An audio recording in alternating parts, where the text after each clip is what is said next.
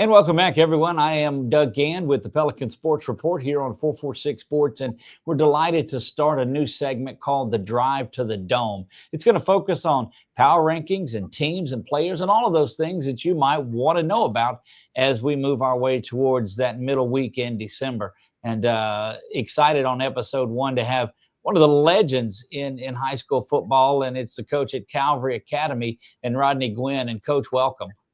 Thank you. We're glad to be here. Look, you guys are off to another tremendous season. Of course, in the preseason rankings, folks were talking about the 1-2 matchup between you and Union Parish, and that didn't seem to really materialize last week. Well, yeah, and they've got a good football team. They turned the ball over 7 times, and Right. that kind of skews the game score a little bit. We got 2 scores on defense, and like I said, that's 7 of their 11 possessions they turned the ball over. So, that game's typically a 1-score game. It has been forever. And, this time, like I said, the turnovers kind of made the game look a lot worse than what it was. Look, and it will have its way of doing that. Turnovers and explosive plays seem to have a way of affecting all of that. But let's talk a little bit about you before we get going. Give folks that maybe aren't familiar with you a role. You started back at Houghton many years ago on there, and so tell me what it was that got you into coaching. Well, I grew up in athletics and wasn't really. I was a good player, not a great player, and but it was a way to stay involved in athletics. And I had some great coaches growing up that really, meant a lot to me. And it's just, man, we've had a blessed life for 42, 43 years now doing it. Look, anybody that we talk to, X's and O's aside, tell me how well that you do with the players, and that shows in the longevity. Of course, Coach Maxwell is the one that turned me on to visiting with you, and he said he's not seen anybody better around kids than Coach Rodney is. Well, we love kids. That's why we're in the business, and the wins are nice, but I tell our kids here all the time, if they graduate and say they had a great time playing football at Calvary, we win. And and Halton was the same way. And, we try to do things the right way. They have fun playing here, and, we've been able to win too. So it's been good all the way around. Look, in a time where wins, again, and I get what you're talking there, but you surpassed a pretty good milestone hitting your 200th win, I believe, earlier this year. Yeah, it was actually, late last year. It was late last year, I think. Yeah, matter of fact, the Union Parish game last year was the 200 mark, and it was a big deal to us. We've like I said, I've been blessed to be at 2 great schools with great coaches and very good players, and some guys lucky to get 1 good job. I got 2, so I've been ahead of the game in that. One of your big moments too, or one of your the highlights to what you do, I guess your calling card, is that you do such a great job of developing quarterbacks, and you put up a lot of points and you throw the ball around a lot too. It's balanced out, but you go all the way back to one that was pretty good. And I'd be remiss if I didn't bring this part of it up in an interview on there. Had a special quarterback at Houghton that's doing pretty well these days too, in Dak Prescott.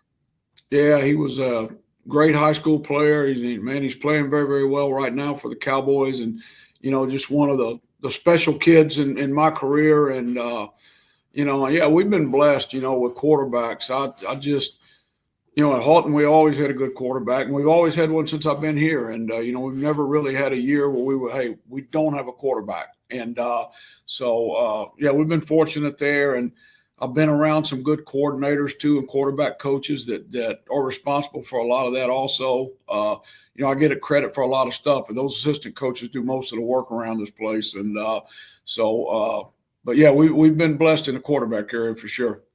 Look, that checks all the boxes when immediately it's deflected to the assistant coaches, and you can tell the respect that a head coach garners is because he appreciates those guys that are around him, and that certainly sounds like that's key with you.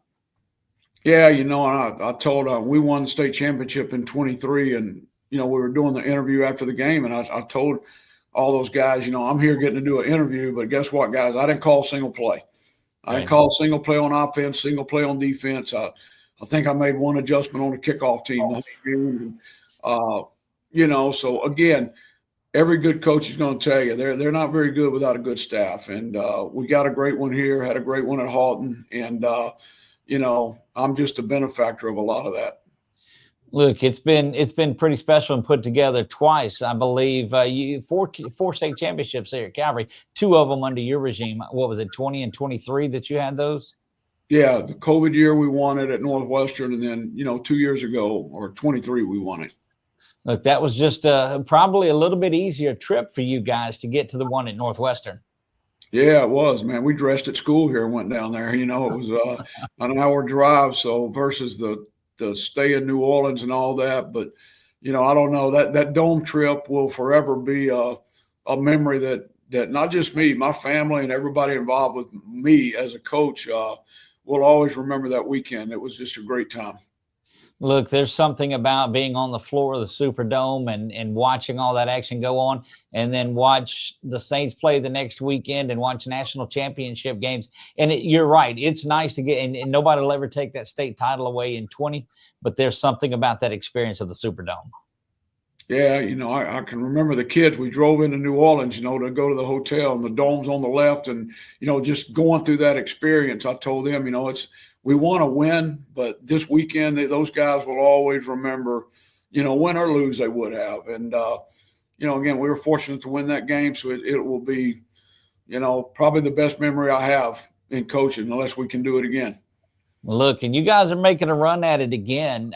You talk about driving in and seeing the Superdome. I think there's two special moments of a Louisiana person's life when they're driving into something like this. And maybe I relate it to sports, and I probably shouldn't. But when you drive over the bridge in Baton Rouge and see Tiger Stadium off to the right, and then you drive into New Orleans and that Superdome is off to the left. Yeah, that's true. That's true. That's, two great football facilities and with great teams that play there. And, like I said, those great memories. Coach, so let's dig a little bit into this year's team, because this is the team that is making that drive to the Dome. You guys sit at number 4 in the power rankings in an absolutely loaded division. You look up and down, and if anybody in the world says, oh, well, it's 2A or it's Division 3 or 4, whatever it is, so it doesn't look, the competition there is as intense and as fierce as anywhere. Got just a great group of guys. Anybody that makes the top 8 in that division is going to have an opportunity at it. Yeah, it's a great division. Lafayette Christian's probably the guy to knock off right now. I think everybody thinks that, but the top 7 or 8 schools, I think they'll all have a chance. And you got to work your way in that top 8 seed. That's a big deal. And after that, like I said, there's some good teams in there, and they're not all 2A teams. Bunkie and Joel Sumner, they're 3A teams that played down in our division, and they're both undefeated right now. And so you throw those guys in the mix, and it's going to be fun once the playoff starts. Yeah, and it's just when you get down into that atmosphere, and it's survive and advance, and it's one game at a time, you throw all of the records out of the way. Now that top seeding does a big thing for you, and I love the fact that they have went away from, if there's an upset, you travel, and your body of work isn't reflected on there. You guys fight for that home game through your season, and I think should be rewarded. And the LHSAA did the right thing by going back to giving the higher seed the home field advantage. Yeah, that's how it should be. And we go into the year, hoping to get in the top 4. I mean, the top 4 keeps you at home until the semifinals. And in the semifinals, everybody's good. It's not going to matter really where you play at that point. But getting in that top 4, keeps you at home through the quarterfinals. And so that's a big deal. And, we're 4th right now. I don't know that we can stay there just because of some things on our schedule, power ranking wise. But, hopefully, we can win. Friday's a big game for us against Huntington. It's a 5A school with some bonus points in there. And, we're going to stay number 4. We probably have to win Friday. Look, you do, and I looked at that on your schedule, and I think what you refer to is there's not a lot of wins on the teams that come after Huntington on there, which factors into all of it, because there's a team that maybe you played in week 1 based on their wins and losses affect power rankings. And I don't think that's what people realize, is there's so many factors that go into it, and 1/100th of a point could make a big, big difference. Yeah, one win here, like in our deal, Green Oaks had to forfeit a couple of games that they won, so that took points away from us. And Right. so every little thing matters. And honestly, we want to be in the top four, but if we can be in the top eight, and we feel like we got a shot and stay at home in the quarterfinals, and we'll see what happens after that. Look, definitely. You got a young group this season, Coach. Let's jump into them a little bit. Of course, the name that's thrown around everywhere, and you look up and he's potentially player of the week each and every week that he's out there, is Braden Huglon, the junior wide receiver, kick returner. It seems like I look on every stat and his name is up at the top of the list. Tell me a little bit about him. Yeah, he's just a great football player. He started in that state championship game in 23 at DB as a freshman, and Wow. didn't play offense as a freshman a whole lot. And he's a great offensive player. We got some extra DBs now, so we can play him a lot on offense. And but he scored touchdowns and kick return. He's an interception return against Franklin Parish, 100+ yards, and then he's got 8 or 9 receiving touchdowns, and hadn't caught a punt in the air yet, so he'd probably have one of those. We'd get him a punt return. But just a multi-talented young man, super, super fast. And, so we try to get him the ball 10 or 12 times a game when we can, and also use him on defense when we have to have him. Look, that's great. And one of the great things about it, and you don't want to rush this year by any means because there's a lot of football to go. But another one of those players that doesn't have the 2 letters beside their name, SR. And so you got a lot of guys that'll be back next year. Yeah, we are. We got, all of our skill guys basically will be coming back, and 3 or 4 of our linemen. So we're really, we go from losing 17 seniors, and I think next year we'll have 18 starters returning. So, it just goes from one year to the next. And, I'm happy this year. We really thought it would be almost a major rebuild kind of deal. And, we're rocking along here at 6-1, and, we really feel good about what we've done. Look, and that one loss again is to one of those Division I teams, a 5A, out of one of the toughest districts in the state or the region or anywhere, Neville in that. So I mean, you're not shying away from playing those teams that do make you better. No, we try to, we have some district games that get kind of lopsided sometimes. And Right.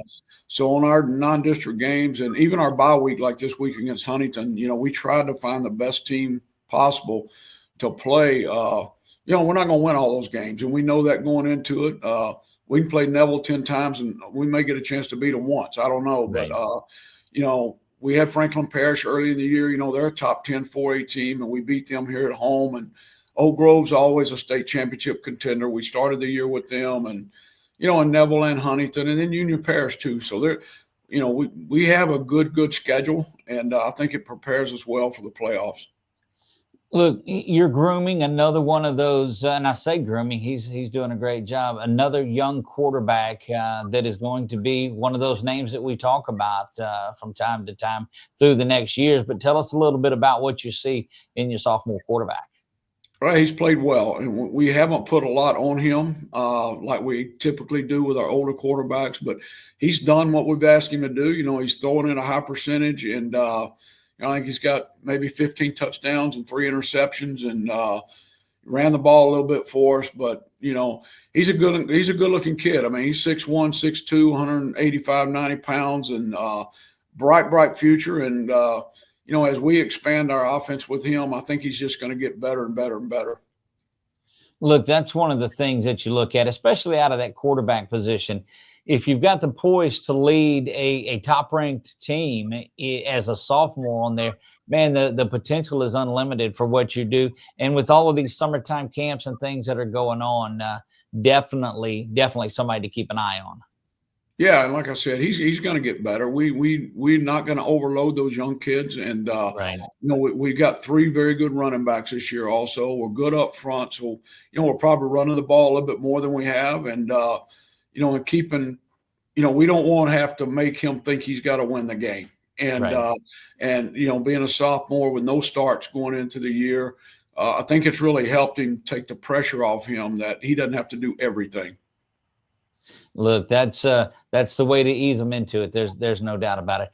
Coach, tell me a little bit about that atmosphere. Anybody that's driven on the campus of Calvary, it's just an intimate thing. You know, all the state championship banners around because you guys have loaded up on those between baseball and softball and all of that. I mean, it's a great complex that's out there. What's going on out at Calvary Baptist Academy? Yeah, it's a neat place, and it's different. I came from Halton. It's a 5A school, and here, it's kindergarten or daycare through 12th grade. Man, you got little kids running around everywhere, and and at the game on Friday night, they involve every single age group. I mean, we've got cheerleaders here from kindergarten to 12th grade, and little football kids with their jerseys on from, again, kindergarten all the way up through the Cavs League that we have here. So, it's a special place on Friday night that football's big here. And, we get, I would venture 80% of the school is involved in some way or another from kindergarten all the way up. Look, I've got to believe at recess in kindergarten, they're either running plays in the dirt out there by the playground, or they're taking batting practice over there with Coach Tiff, or any a number of things, because it seems like there's always young people that are contributing with what the Cavaliers and Lady Cavs and such are doing. Yeah, and it's an advantage too when you got, and all the smaller schools have this. It's not just us, but when you got your middle school on campus with you and kind of under your wing versus, some of the schools here in Caddo, for example, they don't even know who they're going to get at their school when the night gator show up. But we know our kids basically from the 5th, 6th grade football all the way up. And, we kind of know who's going to be here and can already have a relationship with them. And so like I said, it's a neat place. Well, it's certainly exciting times, and I encourage anybody that's not seen the campus to go by there and check it out. Coach Rodney Guin, you are our initial episode of the Drive to the Dome, and we certainly appreciate you taking time to visit with us. And best of luck this coming up weekend. Thank you, and thanks for what y'all do, highlighting high school sports. It's important for not just Calvary, but for every high school and the players involved. There you have it. Coach Rodney Guin, the number 4 ranked currently Calvary Cavaliers, and we'll see. They got a big one this weekend against Huntington. We'll see how that works out. Coach, thank you. Hey, thank you. Have a good day. Yes, sir.